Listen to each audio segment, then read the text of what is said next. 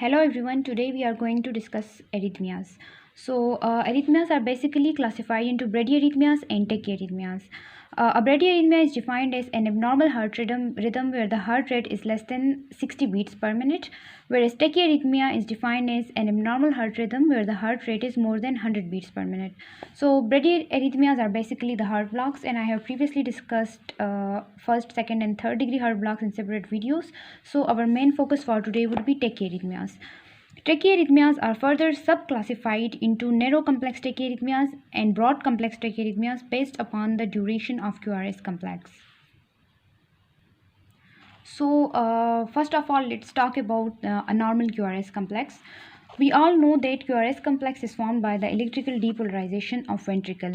A normal QRS complex is 3 small square wide and is equal to 120 millisecond.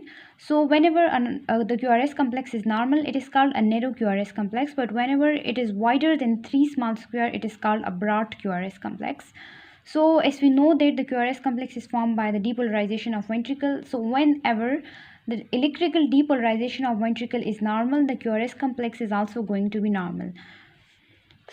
Normally we know that the spontaneous electrical activity of the heart arises from the SI node. That is, the SI node is normally the pacemaker of the heart. But even if the electrical impulse arises from the atria or the AV node, the depolarization of ventricle is still going to be normal.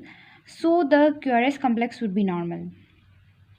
But in cases where the impulse arises from the ventricular myocardium, that is, the ventricular myocardium start acting as a pacemaker of the heart, then the QRS complex becomes broad. Whenever you see a broad QRS complex in an ECG, it could only mean two things: either a ventricular arrhythmia where the electrical impulse is arising from the ventricular myocardium, or because of a bundle branch block. Now, we will further discuss the details of a bundle branch block in a separate video. Now we know that tachyarrhythmias can be classified into narrow complex tachyarrhythmias based upon the duration of QRS complex. So in case of narrow complex tachyarrhythmias, the QRS complex duration would be equal to or less than 3 small square, whereas in broad complex tachyarrhythmias, the QRS complex duration would be wider than 3 small squares.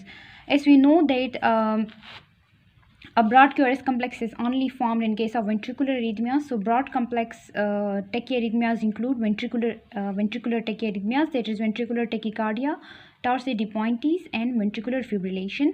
Whereas in case of narrow complex tachycardia, we know that the electrical impulse may be rising from anywhere in the heart but not the ventricle. So narrow complex tachyarrhythmias include supraventricular tachycardia, atrial fibrillation, whereas atrial fibrillation, atrial flutter, and multifocal tachycardia.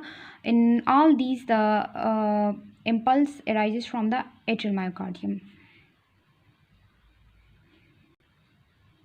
So that was about the classification of tachyarrhythmias. I will discuss the further details of each type of tachyarrhythmias in detail in the next videos.